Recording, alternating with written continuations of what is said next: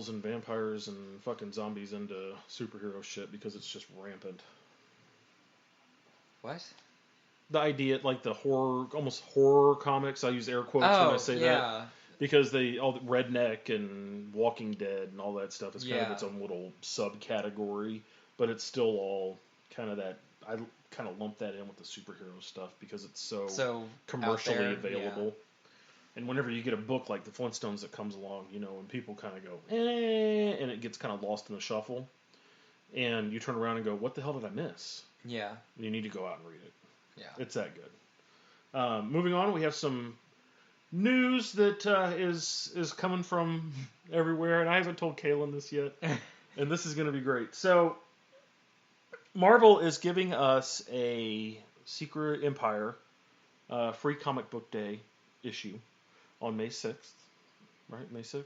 Yes. Yeah. May 6th, so go out and check this out. But the back panel, the very last page, has been leaked. And people are... Pissed.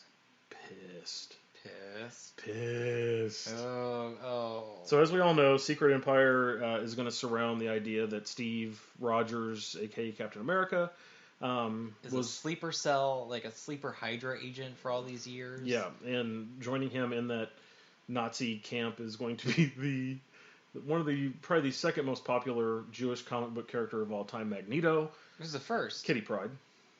I would say Magneto's more popular. Yeah, I don't know. I mean, I don't know. He's been around longer. Yeah, it's debatable. Wait, just because he's old? No, I'm just saying, like, he was in comics and was a known character before Kitty Pryde. I don't know. I don't know. Kitty Pryde, man. I mean, it's debatable. It's debatable. Great. But anyway, that's a whole different conversation. But they have a top 10 countdown of the top Jewish comic book characters. But yeah, it's having a Holocaust survivor join the Nazi camp is... So that's official. Like, Magneto is a part of Hydra. Well, yeah, I mean, more than likely. But that's not the back panel. So the back panel has Steve Rogers, full Hydra gear, holding Mjolnir. Oh, for fuck's sake! What? You have to be worthy. He's not worthy if you're a goddamn Nazi. Alright, so the social statement I have about this, and the only thing I'm going to say is... This is the only political thing I'll ever mention on this podcast. Lies. Whose CEO took a cabinet position in the current Trump administration? Cough. Marvel. Cough. So is this Marvel saying that Nazis are worthy? Oh my god. Especially after they begged comic book retail people to dress like Nazi Hydra agents? Yeah, they wanted them to wear Hydra apparel. And people who are familiar with the comics are like, it's Nazis.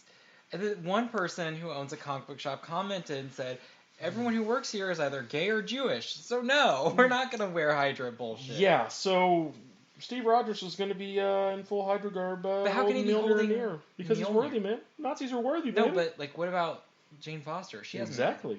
No, what happened to Jane Foster? I don't know. No. I have no idea, man. So... Well, now I have to read it, because if she dies in this... Well, thank God it's fucking free. That's all I can say. Right, because I'm not spending money on it. I ain't gonna spend money on shit. They're handing it out. I'll take it. Yeah. Just to see what the fuck is happening. Yeah, pretty much. So there you go. You got that going for you, Kaylin. How's that make you feel? Oh, I don't want to live on this planet I'm telling you. Yeah, so that happened. No, guys, but Marvel's way better than DC. Totally. Yeah, the conversation you had today. Oh my god. Oh, speaking of conversations, you wanted to reenact that one. What conversation? On Thursday? Oh, okay. Yeah. So after I got done taking care of what I needed to get taken care of on Thursday, many apologies, Maher, because I know you're listening. Kaylin and I took a little trip to Columbia and got our comics. And for some reason, my brain thought that the Teen Titans came out, which was the Lazarus Contract, first chunk of that. God, how did that conversation go? We really should have talked about that before. Well, okay. It started off with X-Men Gold. Right. Okay. So we went to see James, and we got our comics and everything, and we bullshitted for about an hour and a half. And then we went to a separate comic book shop that shall remain nameless. And we're looking at their pop vinyls and talking comics with this the owner. I'm assuming it's the one of the 5 owners of this comic shop. What happens if one person wants to back out and says, "I don't want to do this anymore"? Well, they got like 4 more. 3. Shut it down, bitch. So anyway, we got on the conversation somehow about X-Men Gold. Oh, because I said that X-Men Blue was really good, and it is. It's really good. So is X-Men Weapon Blue. X.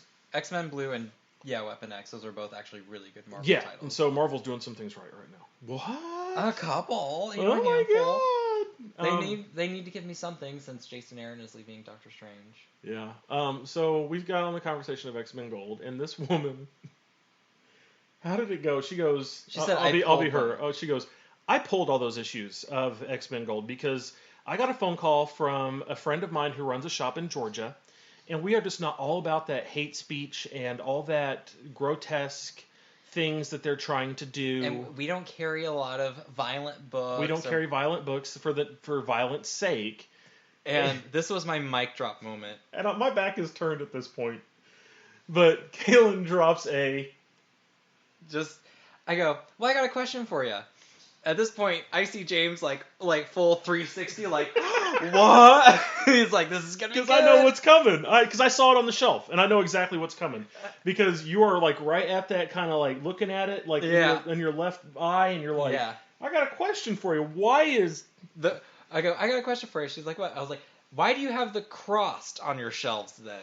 Oh, and I just wanted to mic drop, and I just touched my nose, and you're like, and I just looked at Kaylin, and I pointed right at him, and I'm like, that right there is $1 million worth of conversation. And then she goes, well, I think that when Garth Ennis first had the book, the violence was telling a story, and then after he left, it was just violence for violence sake. And I left it there. I was like, okay. I could have continued and said, was the story taking place before or after the entire family got raped and butchered and eaten at the same time? Yeah. 2-page spread of that. The Crossed is one of the most violent, fucked up things I've ever read. And shock for shock's sake. There's a lot of shock. And I was like, what story is that? And like people started reading because it's Garth Ennis. And then people systematically, bit by bit, put it down because it's just too fucking much. It is a lot. I've read the first 3 trades of it. It's just... But this just goes... It is not for the faint of heart. When you are shopping for a comic shop, she pulled all the issues of X-Men Gold that she had left, which was only 3. But if it was 100, she would have pulled 100. I would hope not. Marvel didn't tell her to do anything like that. Nope. She did it all on her own. And she says that she burnt them. Or she says she wrote them off and, like, destroyed them or something. Right. But, I mean, she got the permission from the other owners, but at the same time, it's like, that's money you lost. Well, I mean, 3 issues is not... They're looking at, what, $12? Yeah, it's not that big of a loss. But still, it's the principality of it. I get it. Numbnuts fucked up, and he put some stuff in there that should not have been in a comic book. I get it. And now he is jobless. Right, and let Marvel handle that. It's not your place as a store. If you're going to open up a store like that, it's not your place to dictate moral compass. Right, and it's not your place to say what your customers should and should not be allowed to shop for. Because then she was like, well, I don't like the violence. And I think she even said, we don't keep books that are that violent or has some kind of... crossed front and center on the fucking shelf. Right, and I'm like, okay, first of all, that doesn't make sense from a business standpoint, because who are you to say what your customers should and should not be allowed to have access to? Right. And I mean, if you're going to carry it, you're going to carry it. Right. Are you going to carry issue 2, or are you just going to discontinue carrying it at all? Right, and that's like... And it's a comic book shop.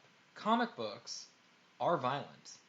There are very few kid-friendly comic books out in circulation right now. Not like the ones, aside from the ones that are actually specifically for children. Yeah. Like the stuff like DC and Marvel Image, it's not kid-friendly. Like No. You have people dying. You have people on drugs. You have people having sex. Like, these aren't things you want to expose young children to. And yeah, I get it. Oh my god, I love the Iron Man movie. That's cute. Watch the movie. Do not read the comic books because you will probably, because first of all, you won't understand it because it's not for people your age. Right. And it's just... Tony Stark's an alcoholic? What's an alcoholic? What's adultery? Ask your father. What's ATM? No? No one? No? What? What's ATM? At the moment? Ask Tamal. There you go. But no, I totally agree. I totally agree, Kaylin. I just think that when you as a comic shop are going to start dictating and preaching moral compass, there's a fine line. I mean, and that's why... Stand your ground. Have your own beliefs. That is perfectly okay. But don't, try to... dictate stuff to your customers, unless they're just, really huge assholes. At that point, you might have to step in and be like, hey, you're an asshole. Yeah. That's racist, or that's sexist. And we call James an asshole all the time because, well, James is an asshole. Lovingly, we call him an asshole. But if, there's a customer, Richard Spencer level of douchebaggery, then at some point you have to step in and be like, that's not okay here, man. This is a place where you can talk about stuff, but don't just go around and say racist and sexist and homophobic and Islamophobic remarks. Right, xenophobic remarks. Just if you're be an asshole on your own time, don't come into my store with that. Yeah, and this makes me want to own a store so much more. So if there's anybody out there listening that wants to front me owning a store, dude, I would be mad appreciative. Or if you have one and you have no worthy successors, just let me have it for a little while. It's like I want to go to the guy in Aquarium and just slap him in the face and be like, "What the fuck are you doing with your life?" Oh man, I cannot believe what. Yeah, we're not going to get into that because that's a little bit of... We don't know that for a fact, but if that story is true, word that's of crazy. mouth, but yeah. But yeah, I think that as a comic shop, Such you need fun times we have. when you're looking for a comic shop, because we're a comic book based podcast. Yes. And if you're out there looking for a comic shop, anywhere you are, from East Coast to West Coast, from everywhere in between, Toronto to South Texas, go in, talk to the person. If they are like-minded and you appreciate their point of view or you feel comfortable in shop, set up polls, buy your stuff regularly, support your comic shop. But don't support some person that is going to try to dictate morality on you. Buy what you want to buy. I feel like that's a little bit insulting. It's like you can't, I can't decide for myself what's morally right. We as individuals came to the conclusion that's fucked up when we read X-Men Gold. I mean, we don't need a business owner to tell us. If I had read it, I wouldn't have never known unless this whole thing broke out because I wouldn't have Google searched MS550 and all that stuff. Right, and of course, everything all over the place was that was just on the news for a week. That was all over the newscape, so you would have known. But more importantly, make sure that the person who runs whatever comic distribution you go to is knowledgeable, and they have a wide variety of tastes, and that they have a wide range of interesting suggestions. We can't leave Rock Bottom without a list of recommendations from James. Well, he's trying to sell too, but James knows his shit. But he doesn't say, "Here, buy this. It's really, really good." And he doesn't read a lot of current comics. And then I think he even said he listens to what people say about it. And there's enough talk in there. I mean, we're not alone by staying in there for an hour or 2 hours at a time. Absolutely not. We're often joined by several people. It's really fun on those weeks that we go in and there's 6 of us sitting there and we're all just bullshitting around. It's so fun. A lot of fun. I would love to be able to get something like that on tape. That would be fucking amazing. But sometimes things are better left unrecorded and undistributed because you get those personal relationships going, like the tattoo artist, the nurse that was there this last time, the 2 young kids that came in, and then you get the random people that come in and they're like, I'm looking for Spectacular Spider-Man, or I'm looking for Harley Quinn. Were you with us whenever that woman was looking for Harley Quinn? I think so, yeah. And they were driving through, moving to the state of California, and she needed reading material for her car. And she walked in, she goes, I need Harley Quinn. Whatever you got. And we were like, Suicide Squad. Read Suicide Squad. Yeah, do not read Connor and Palmiotti. Do not read it. Read Suicide Squad. I mean, I'm sure there are Connor and Palmiotti fans out there. It's just not not my Harley Quinn. Yeah, it's not my Harley. It really isn't. It's so dumb. They completely ignore the intellectual value this character has and the depths that is Harley Quinn, and they just make it like this weird bubblegum pop mess in a very Marvel style. In a very soft